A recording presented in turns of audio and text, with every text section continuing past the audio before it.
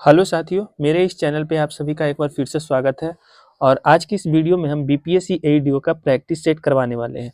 और ये practice set एडुटेरिया के द्वारा प्रकाशित किया गया है। और इसकी विशेषता ये है कि अभी हाल फिलहाल के जितना भी एग्जाम हो रहा है, सब में स्टेटमेंट बेस्ड क्वेश्चन पूछा जा रहा है। तो इस पूरे प्रैक्टिस सेट में स्टेटमेंट बेस्ड क्वेश्चन पे बहुत ज़्यादा जोर दिया गया है। तो इसलिए हम प्रैक्टिस सेट करवा रहे हैं। चलिए शुरू करते हैं। आज का पहला क्वेश्चन है, निम्नलिखित कथनों पर विचार कीजिए। दो कथन है, दोनों कथन में से बताना है कि कौन कथन सही है। तो पहला कथन कह रहा है कि नाजका प्लेट मध्य अमेरिका और प्रशांत प्लेट के बीच में स्थित है। तो देखिए, जो नाजका प्लेट है वो मध्य अमेरिका और प्रशांत प्लेट के बीच में नहीं, बल्कि कि दक्षिण अमेरिका और प्रशांत प्लेट के बीच में स्थित है। तो इसीलिए पहला स्टेटमेंट गलत है। दूसरा स्टेटमेंट कहता है कि प्लेट टेक्टोनिक की जो अवधारणा है वो मैकेंजी पार्कर पार्कर और मार्गन द्वारा प्रतिपादित किया गया था। तो दूसरा स्टेटमेंट बिल्कुल सही है। जो टेक्टोनिक प्लेट की जो अवधारणा है वो मैकेंजी पार्कर और मार्गन द्वारा ही प्रतिपादित किया गया है। तो इसीलिए इसका सही आंसर हो जाएगा केवल और केवल टू स्टेटमेंट जो है सही होगा, यानी ऑप्शन बी इसका सही होगा। दूसरा क्वेश्चन कहता है कि जब विसर्प मुख्य नदी से अलग हो जाता है तो बनने वाली भू आकृति क्या कहलाती है। जब विसर्प मुख्य नदी से अलग हो जाती है, विसर्प मतलब जो टेढ़ी मेढ़ी रास्ता नदी नहीं निकलती है, तो वो मुख्य जब नदी से अलग हो जाती है तो वही नदी क्या कहलाती है बाद में, ऑक्सबो झील कहलाती है। ठीक है, ऑक्सबो झील, इसी को इंग्लिश में कहते हैं ऑक्सबो लेक। ठीक है। तीसरा क्वेश्चन है कि सूची 1 को सूची 2 से मिलान कीजिए तथा कूट की सहायता से सही उत्तर दीजिए। तो इसमें मिलान करने वाला है। मैच द फ्लोइंग भी बहुत ज्यादा क्वेश्चन पूछा जा रहा है। तो देखिए, पहला है गोंड। तो ये गोंड जनजाति कहाँ पे पाया जाता है, तो गोंड जनजाति जो है वो मध्य प्रदेश में पाया जाता है। दूसरा है डोंगारिया कोंद। तो डोंगारिया कोंद जो जनजाति है वो कहाँ पाया जाता है, तो ओडिशा में पाया जाता है। तीसरा है टोड्डा जनजाति। तो टोड्डा जनजाति कहाँ पाया जाता है, तो नीलगिरी की पहाड़िया में। और चौथा है चेंचू जनजाति। तो ये केरल में पाई जाती है। एक बार रिपीट कर दीजिए। सबसे पहला है गोंड जनजाति। तो गोंड जनजाति कहाँ पे पाया जाता है, तो मध्य प्रदेश में। भारत में सबसे ज्यादा पाए जाने वाली जनजाति यही है। दूसरा है डोंगारिया कोंड। तो डोंगारिया कोंड जो जनजाति है वो उड़ीसा में पाया जाता है। तीसरा है टोड्डा जनजाति। तो टोड्डा जनजाति तमिलनाडु में पाया जाता है और तमिलनाडु के नीलगिरी पहाड़ी में ज्यादा देखने को मिलता है। और चौथा है चेंचू जनजाति जो कि केरल में दिखाई देता है। तो इसका आंसर क्लियर हो गया होगा। चलिए चौथा तरफ चलते हैं। चौथा क्वेश्चन है कि जो चिल्ली है वो विश्व में तांबे का अग्रणी उत्पादक है। बात सही है। चिल्ली जो है, चिल्ली देश है, वो विश्व में सबसे ज्यादा तांबे का उत्पादन करता है। तो इसीलिए पहला स्टेटमेंट सही है। दूसरा स्टेटमेंट कह रहा है कि मध्य प्रदेश सबसे बड़ा तांबा उत्पादक है। बात सही है कि मध्य प्रदेश जो है वो सबसे बड़ा तांबा उत्पादक राज्य है। और मध्य प्रदेश में बालाघाट खान जो है सबसे ज्यादा फेमस है तांबा के उत्पादन के लिए। तो इसका दोनों कथन सही होगा, यानी कि आंसर हो जाएगा ऑप्शन सी। 1 और 2 दोनों इसका सही आंसर हो जाएगा। अगला है, निम्नलिखित में से क्षेत्रफल की दृष्टि से विश्व का सबसे बड़ा महाद्वीप कौन सा है।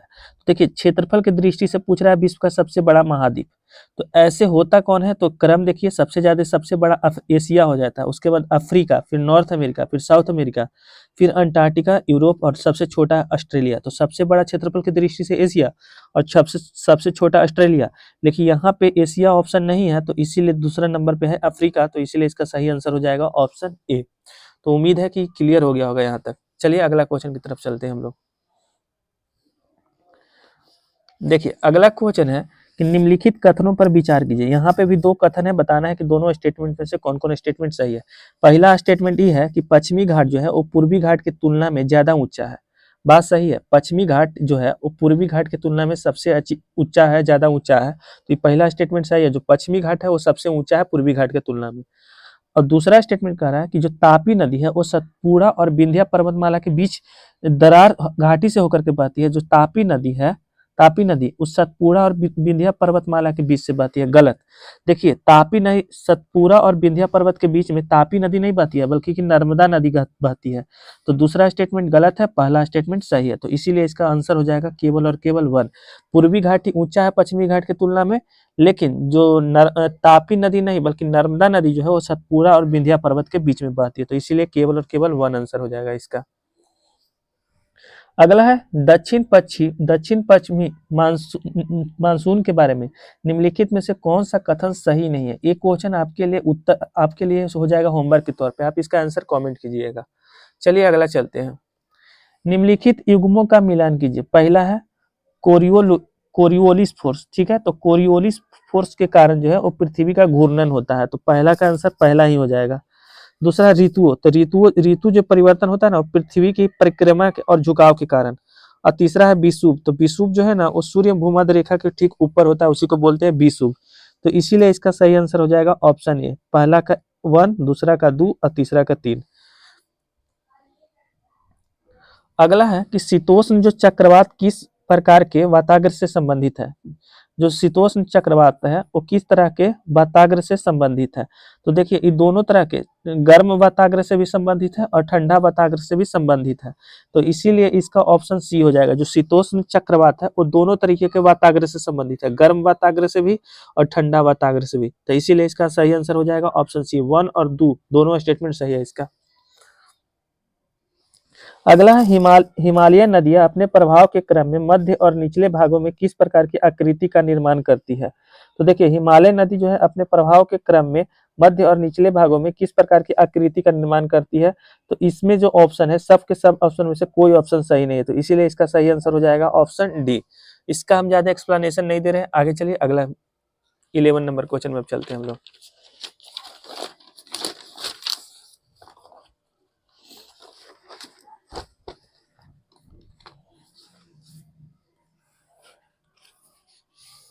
चलिए देखिएगा 11 नंबर क्वेश्चन, सूची 1 और सूची 2 का मिलान कीजिए तथा दिए गए कोड का प्रयोग करके सही उत्तर दीजिए। सबसे पहले वृत्तीय गति। तो वृत्तीय गति मतलब इंग्लिश में इसको कहते हैं सर्कुलर फोर्स। जब कोई सर्कुलर पाथ पर चलता है तो ऐसे मोशन को कहते हैं वृत्तीय गति। तो पृथ्वी के परितः चंद्रमा की गति, जो पृथ्वी के चारों तरफ चंद्रमा की गति होती है ना, तो वृत्तीय गति का एग्जाम्पल है। तो पहला का 3 हो जाएगा। घूर्णन गति का एग्जाम्पल जैसे लट्टू अपने कक्ष पे घूमता है। तो जब कोई अपने एक्सिस पे या अपने कक्ष के चारों तरफ घूमता है तो वैसे गति को कहते हैं घूर्णन गति। और आवृत्ति गति किसे कहते हैं, तो अपने मीन पोजीशन के चारों तरफ ही कोई चीज घूमता है, आसपास ही घूमता है, तो वैसे मोशन को कहते हैं आवृत्ति गति। इसी हो जाएगा घड़ी के लोलक की गति। और सरल रेखा जब कोई स्ट्रेट लाइन पे सीधी रेखा पर गमन करती है तो वैसे मोशन को कहते हैं सरल रेखीय गति। और ये हो जाएगा नदी के प्रभाव की गति। तो देखिए एक बार फिर से एग्जाम्पल बताते हैं। वृत्तीय गति का एग्जाम्पल है पृथ्वी के परितः चंद्रमा की गति। घूर्णन गति का एग्जाम्पल है लट्टू का अपनी कक्ष पर घूमना। और आवृत्ति गति का एग्जाम्पल है घड़ी के लोलक की गति। और सरल रेखीय गति का एग्जाम्पल है नदी के प्रभाव की गति। तो उम्मीद करते हैं कि चारों मैच द फ्लोइंग आपको समझ में आ गया होगा।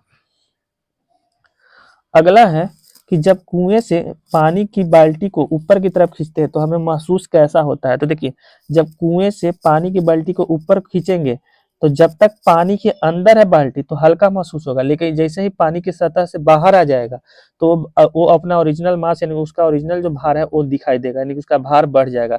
ऐसा इसलिए होता है क्योंकि जब पानी जो है जब पानी के अंदर रहता है बाल्टी तो उस पर उत्प्लावन बल काम करता है। तो इसीलिए इसका सही आंसर हो जाएगा कि पानी की सतह से ऊपर भारी हो जाएगी। पानी की सतह से जैसे ही बाल्टी को छोड़ेगी तो उसका भारी हो जाएगा, क्योंकि उत्प्लावन बल जो उस पर लग रहा था वो क्या हो जाएगा, खत्म हो जाएगा। तो सही आंसर ऑप्शन ए हो जाएगा कि जब कुएं से पानी की बाल्टी को ऊपर खींचते हैं तो हमें कैसा महसूस होता है कि बाल्टी पानी की सतह से ऊपर होने पर भारी महसूस होता है। ठीक है। अगला कह रहा है क्वेश्चन कि यदि सितार और बांसुरी पर एक ही स्वर बजाया जाए तो उनमें से उत्पन्न ध्वनि में अंतर निम्नलिखित में से किस कारण होती है। जैसे दो चीज है, मान लो सितार है और बांसुरी है, एक ही स्वर दोनों पर बजाया जा रहा है, तो कैसे हम पहचानेंगे ना कि सितार का ध्वनि है ये बांसुरी का ध्वनि है। तो देखिए सेम लाउडनेस और सेम पिच के साउंड को डिफरेंशिएट करने के लिए एक शब्द होता है जिसको हिंदी में कहते हैं ध्वनि गुणता और इंग्लिश में कहते हैं टिम्बर या क्वालिटी। तो ये टिम्बर और क्वालिटी जो है वो सेम लाउडनेस के साउंड को डिफरेंशिएट करता है, अलग अलग करता है, पहचानने में मदद करता है कि हाँ ये फलना का साउंड है, ये चिल्ला का साउंड है।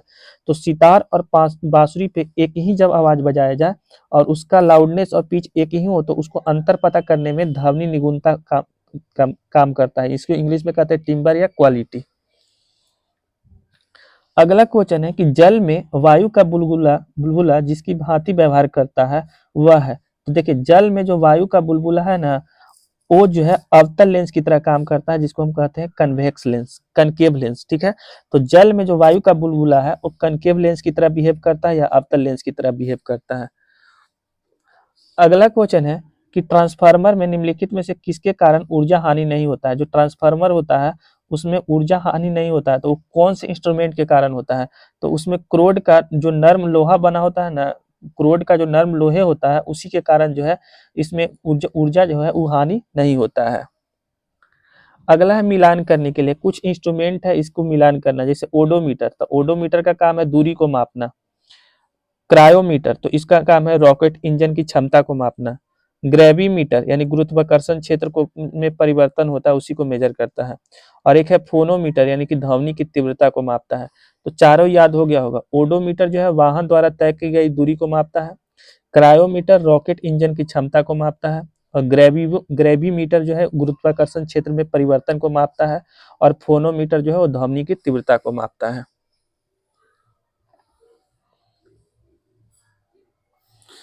अगला है क्वेश्चन 17 नंबर क्वेश्चन है कि लोहे की कील पारे पर तैरती है जबकि वह पानी में डूब जाती है, ऐसा क्यों?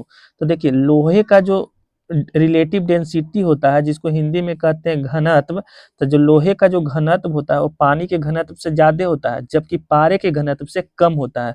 तो इस कारण जो है वो लोहा जो है वो पारे में तैर जाता है और पानी में डूब जाता है। तो इसका सही आंसर हो जाएगा ऑप्शन बी कि लोहे का जो आपेक्षिक घनत्व है वो पानी से ज्यादा होता है और पारे से कम होता है। जिसका डेंसिटी पानी से ज्यादा होगा वो पानी में डूब जाएगा, जिसका डेंसिटी पानी से कम होगा उसमें पानी में वो तैरेगा। तो जो लोहे का डेंसिटी होता है वो पानी से ज्यादा होता है इसलिए पानी में वो डूब जाता है। और पारे का जो लोहे का डेंसिटी है वो पारे से कम होता है इसलिए पारे में तैर जाता है। तो ऑप्शन बी इसका सही हो जाएगा। अगला क्वेश्चन है 18 नंबर कि मनुष्य के शरीर में पाए जाने वाले तत्वों की उनकी प्रचुरता मात्रा के आधार पर आरोही क्रम में सजाए व्यवस्थित कीजिए। तो देखिए सबसे पहले मनुष्य के शरीर में सबसे ज्यादा पाए जाने वाला एलिमेंट होता है ऑक्सीजन, ठीक है। उसके बाद होता है कार्बन, फिर होता है कैल्शियम, फिर होता है नाइट्रोजन और सबसे कम पाया जाता है हाइड्रोजन। तो सबसे ज्यादा ऑक्सीजन, उसके बाद कार्बन, फिर कैल्शियम और सबसे कम हाइड्रोजन। तो यही इसका सही व्यवस्थित क्रम है, ऑप्शन बी इसका सही हो जाएगा। और जो मनुष्य होता है इसमें लगभग 65% के आसपास जो है ऑक्सीजन पाया जाता है और 18.5% के आसपास कार्बन और 9.5% के आसपास हाइड्रोजन पाया जाता है। तो इसका सही आंसर हो जाएगा ऑप्शन बी। अगला क्वेश्चन है कि हाइड्रोकार्बन ईंधन जलाते समय यदि हम अत्यधिक काले धुएं के साथ पीली लपट देखें तो इसका क्या अर्थ होता है? देखिए जब कोई भी हाइड्रोकार्बन ईंधन को जलाते हैं तो अगर बहुत ज्यादा काला धुआं दिखाई दे रहा और पीला पीला लपट दिखाई दे रहा तो इसका अर्थ यह है ना कि असंतृप्त हाइड्रोकार्बनों से बना है, मतलब कि ये जो हाइड्रोकार्बन है वो अनसैचुरेटेड हाइड्रोकार्बन है। इसका मतलब ये हुआ अनसैचुरेटेड हाइड्रोकार्बन मतलब असंतृप्त हाइड्रोकार्बन से वो चीज बना हुआ, इसी कारण से काले धुआं और पीली लपट दिख रहा है। अगला क्वेश्चन है कि किसी रक्षक नली यानी शुष्कन नली, रक्षक नली को शुष्कन नली कहते हैं, निम्नलिखित में से कौन सा द्रव्य मौजूद होता है जिसका उपयोग HCl गैस बनाने में किया जाता है? तो देखिए किसी रक्षक नली में जो निम्नलिखित गैस होता है ना उसका नाम है कैल्शियम क्लोराइड। और कैल्शियम क्लोराइड जो होता है ना एक ड्राइंग एजेंट होता है जो कि उसमें HCl गैस जैसे प्रेजेंट उसमें जो मॉइस्चर होता है उसको एब्जॉर्ब कर लेता है। तो रक्षक नली में जो है वो कैल्शियम क्लोराइड प्रेजेंट होता है जिसका प्रयोग किया जाता है HCl गैस बनाने में। अगला क्वेश्चन है कि आग बुझाने वाले जो कर्मचारी होते हैं, आग बुझाने वाले जो कर्मचारी उसके परिधानों में यानी जिसको जो वस्त्र पहनते हैं उस पे एक परत चढ़ी रहती है और वो परत जो है वो अग्निरोधक बनाता है उसको। तो उस परत का नाम क्या है, उस पे किस चीज का परत चढ़ा हुआ था? जो आग बुझाने वाले जो कर्मचारी होते हैं उसके कपड़े पर किस चीज का परत चढ़ा हुआ था? तो मैलामाइन का परत जो है चढ़ा हुआ रहता है। और मैलामाइन जो है ना वो एक थर्मोसेटिंग प्लास्टिक है जो उसको फायर रेजिस्टेंट बनाता है, यानी आग से जलने से उसको बचाता है। तो इस तरीका से इसका सही आंसर हो जाएगा ऑप्शन सी। अगला क्वेश्चन है कि न्यूट्रॉन के गुण धर्मों के संबंध में निम्नलिखित में से कौन सा कथन सही नहीं है? न्यूट्रॉन का कौन सा मतलब यहाँ पे बोल रहा है गुण धर्म मतलब प्रॉपर्टी नहीं है। तो देखिए न्यूट्रॉन के बारे में बताते हैं सबसे पहले कि न्यूट्रॉन जो ई जैसे एटम है तो एटम के सेंटर में पाया जाता है न्यूक्लियस। तो न्यूक्लियस के अंदर पाया जाता है न्यूट्रॉन और प्रोटॉन। और न्यूट्रॉन कहाँ पे पाया जाएगा? तो न्यूक्लियस में। पहली बात तो ये हो गया न्यूट्रॉन पे 0 चार्ज होगा, दूसरा ई हो गया। और जो न्यूट्रॉन का मास है वो जो है न्यूक्लियस। अब देखिए इसका ऑप्शन से आपको ज्यादा समझ में आएगा। न्यूट्रॉन का जो द्रव्यमान है वो प्रोटॉन के द्रव्यमान के लगभग बराबर होता है। तो ये बात सही है कि जो न्यूट्रॉन का मास है वो प्रोटॉन के मास के बराबर होता है। न्यूट्रॉन पे आवेश जो है वो शून्य होता है, ये भी सही है। न्यूट्रॉन परमाणिक नाभिक के अंदर व्यवस्थित होता है, बात सही है। बोले थे ना कि न्यूक्लियस के अंदर होता है, तो ये भी स्टेटमेंट सही है। लेकिन न्यूट्रॉन जो है वो परमाणिक नाभिक के चारों ओर चक्कर लगाता है, ये गलत है। अभी हम पढ़े कि न्यूट्रॉन जो है वो सेंटर में न्यूक्लियस के अंदर होता है, तो फिर वो चारों ओर चक्कर कैसे लगाएगा? तो इसीलिए ऑप्शन डी इसका गलत हो जाएगा। तो इसमें गलत ऑप्शन ही चुनना था। अगला है OCC और COOH में कौन सा अम्ल कहा जाता है? तो एक कौन सा अम्ल है इसको आपको बताना है। तो ये ऑक्जेलिक अम्ल है ऑक्जेलिक अम्ल। और ऑक्जेलिक अम्ल से क्वेश्चन पूछा जाता है कि ऑक्जेलिक अम्ल पाया किस किस में चीज में जाया जाता है? तो टमाटो और स्पाइनक में जो है सबसे ज्यादा ऑक्जेलिक अम्ल पाया जाता है। तो इसीलिए इसका सही आंसर हो जाएगा ऑप्शन बी। ठीक है, चलिए नेक्स्ट पेज की तरफ हम लोग चलते हैं।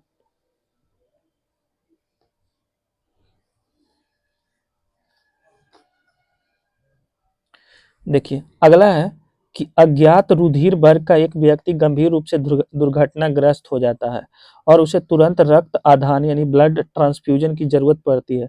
अस्पताल में आसानी से उपलब्ध निम्नलिखित में रुधिर वर्गों में से किस एक रक्त का अध्ययन के लिए उपयोग सुरक्षित होगा? देखिए मोटा मोटी इस पूरे मतलब पूरे पूरे स्टेटमेंट का मतलब समझा देते हैं कि अगर कोई व्यक्ति अचानक से दुर्घटनाग्रस्त हो जाए या इमरजेंसी सिचुएशन आ जाए किसी व्यक्ति के साथ, तो उसको तुरंत ब्लड की जरूरत हो, तो उसको और उसका ब्लड ग्रुप भी नहीं पता है तो उसको कौन सा ब्लड देंगे? तो उसको O या RH माइनस ब्लड दे देंगे। ठीक है, O जो होता है O निगेटिव ब्लड जो होता है वो यूनिवर्सल डोनर होता है, तो उसको तुरंत हम O या RH माइनस ब्लड को जो है उसको अवेलेबल करवा देंगे, तो ये ब्लड सबके लिए हो जाता है। अगला क्वेश्चन है कि ऊंचे पेड़ों में जाइलम वाहिकाओं के माध्यम से जल ऊपर की ओर चढ़ता है, पौधे में होने वाली प्रक्रिया और पानी के गुणधर्म जो ऊर्ध्वगति के में सहायक होते हैं वो कौन सी है? देखिए जो पानी है वो जाइलम की मदद से ऊपर की तरफ चढ़ते हैं, तो ऊपर तरफ जो है ले जाने में कौन सहायक होता है? तो वाष्पोत्सर्जन, खिंचाव, ससंजन और आसंजन। ससंजन, आसंजन और वाष्पोत्सर्जन, खिंचान, यही जो होता है ना उसके लिए उत्तरदायी होता है। अगला क्वेश्चन है कि आवृत बीजियों की बीजांड में निम्नलिखित में से कौन सी अगुणित कोशिकाएं नहीं पाई जाती है? आवृत बीजियों मतलब हो गया एंजियोस्पर्म।